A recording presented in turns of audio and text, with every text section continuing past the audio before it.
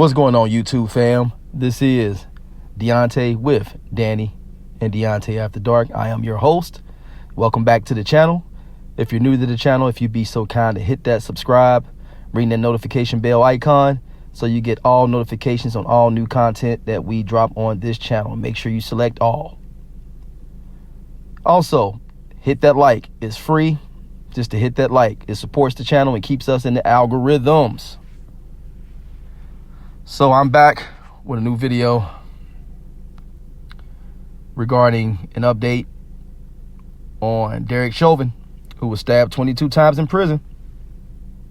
New details have emerged that he was stabbed 22 times by an inmate whose name is John Tursak. He's the one being accused of stabbing Derek Chauvin.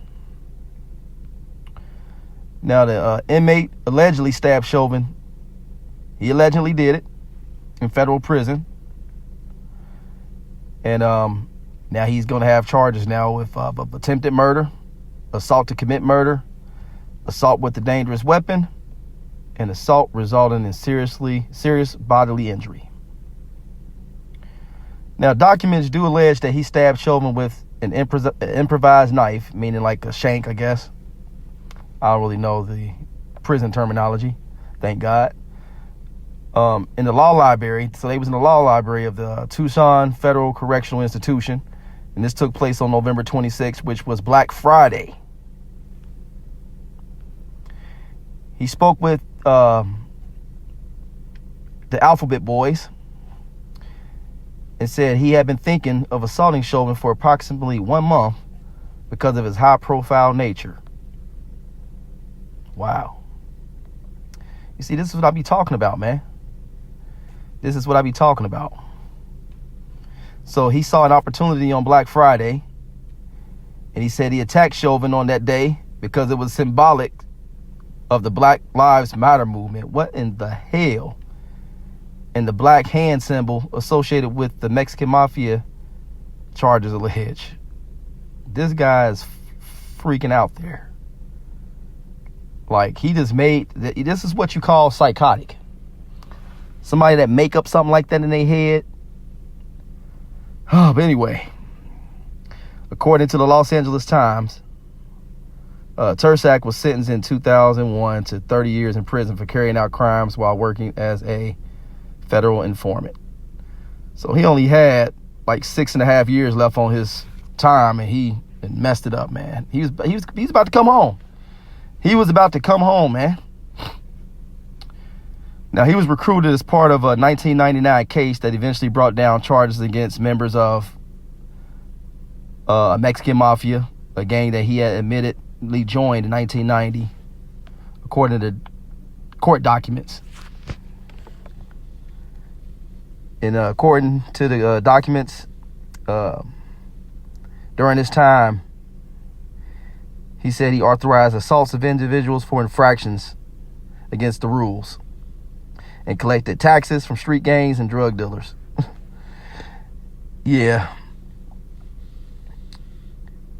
He also said he murdered a man in 1990 while he was in Folsom Prison and authorized the unaliving of another man in 1998. Yeah, this guy's out there. Now, Chauvin was hospitalized following the attack and is said to be in stable condition as of Saturday. So there's really no update on his conditions besides that he's stable. I mean, 22 times, that's horrific. But it's not as horrific as what he did to George Floyd. That was horrific, what we witnessed on camera. All over the world, everybody witnessed this man sitting on that man's neck for over 9 minutes. Over 9 minutes after he told him that he couldn't breathe. But anyway, this is what I be talking about, man. You know, that karma has no expiration date. And it came back 20 times fold. Not 10 fold, but 20 fold. 22 times. 22 times. And this guy, the logic he used is he did it on Black Friday to symbolize Black Lives Matter. Wow. Wow. I don't know how to feel about that. I don't know how to feel about that part. But how do y'all feel? Y'all feel it was justified of him having an attempt made on his life while behind bars? I mean, it was bound to happen. It was bound to happen, man. This was destined to happen. You know, through the whole trial, he showed no empathy, no humility at all. Somebody that's really, truly apologetic about what they have done will express that. You might shed a few tears because you're really, truly sorry. You come out with a statement stating how sorry you are. But in his statement, he still was trying to say, yeah, I have some information that will probably put the family at ease. It's just crazy. He refused to take any accountability. And when they read that verdict and announced that he was found guilty, you should have seen the look on his face as if he thought he was just going to walk off. Because as history shows, too many times these cops, these people in law enforcement have received a slap on the wrist time and time again, over and over and over again. It's been a slap on the wrist. But it looks like the chickens are coming home to roost. Finally, we got the other cops that was involved with this, that sat and just watched this stuff happen to Mr. Floyd. They doing time. Man, they better be in PC. I'm telling you. People did not take that well, what happened to George Floyd. People were fucking tired. They fucking tired, man. And the lack of empathy.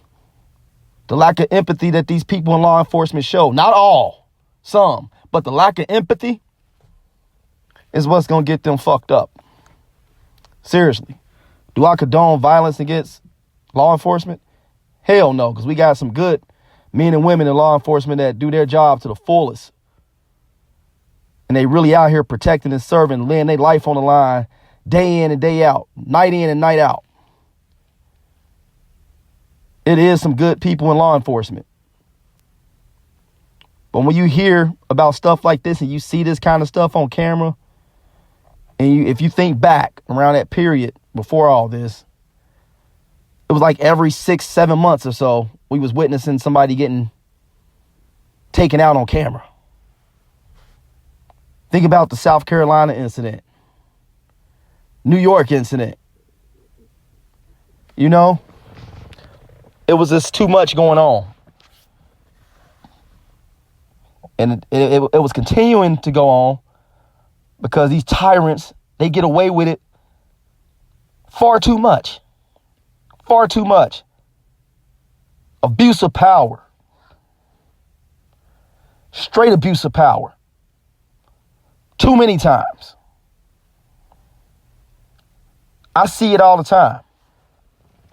Hell, I'm a victim of it. I can remember one night,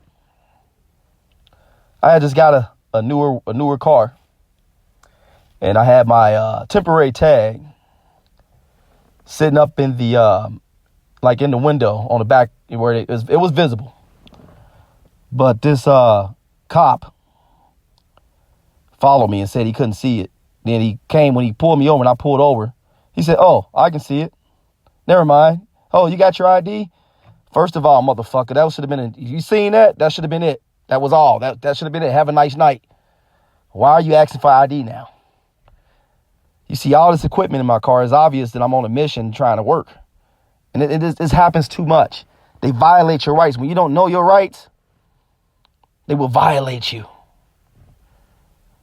And then most of them don't even give a damn about the body cams. They really don't. I still don't think, it's kind of calmed down now. You haven't heard any high profile incidents of this going on lately.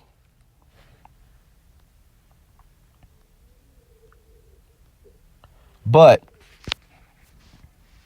who's to say what else is getting swept under the rug?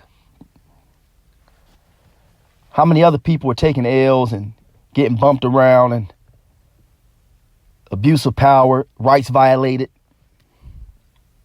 And this is why people were screaming about police reform. And that's not necessarily a bad thing. You understand? But yeah, like I said before in my previous video, I don't know how to feel about him getting assaulted in prison like that. I really don't know how to feel.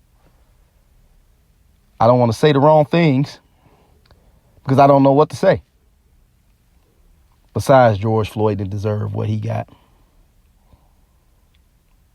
over a alleged counterfeit $20 bill. It's just certain things that can be avoided. A lot can be avoided. It's certain things you just don't call the cops for. If this man had frequented my store a few times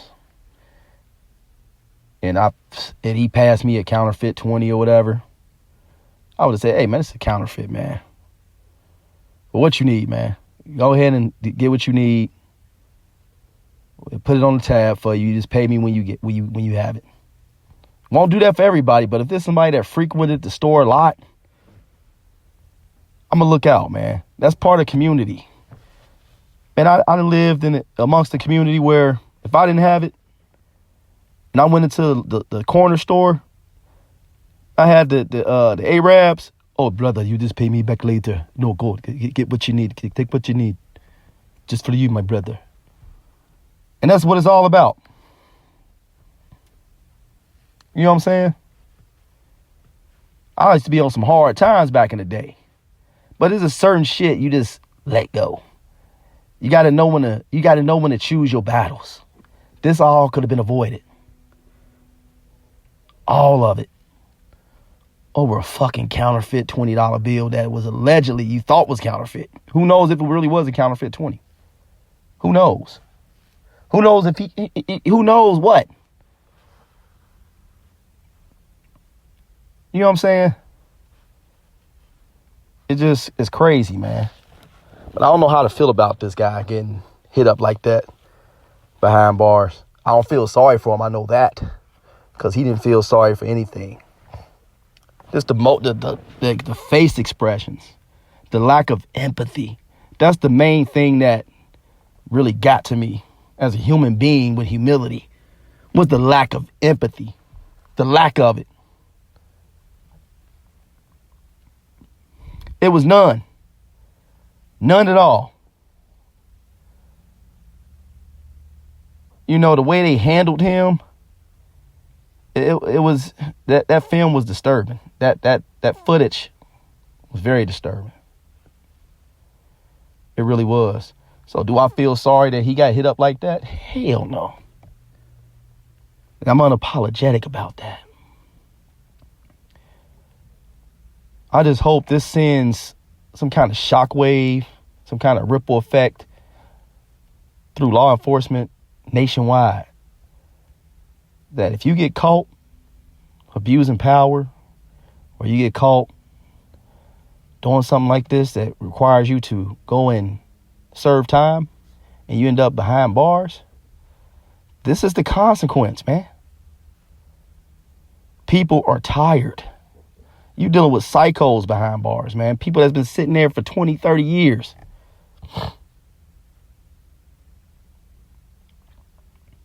You deal with freedom fighters, modern day freedom fighters. This guy was coming home in 6.5 years. He was on his way home.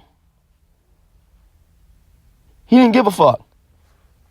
He carried out this act. He said, he gonna go ahead and sit in prison for the rest of his life probably now.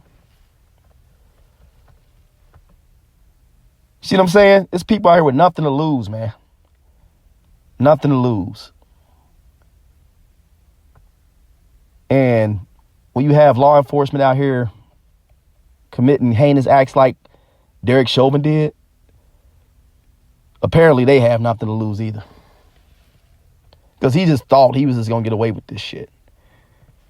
He just knew he was going to walk home and enjoy life as the way he knew it. He just knew he was going home, right? America's tired. People are tired. They tired, man. But let me know what y'all think. New details emerged. John Tursak, age 52. The man responsible for allegedly stabbing Derek Chauvin 22 times in prison last week, November 26th, Black Friday. Black Friday. And he said he picked that day to symbolize Black Lives Matter. Man. Let me know what y'all think. Peace.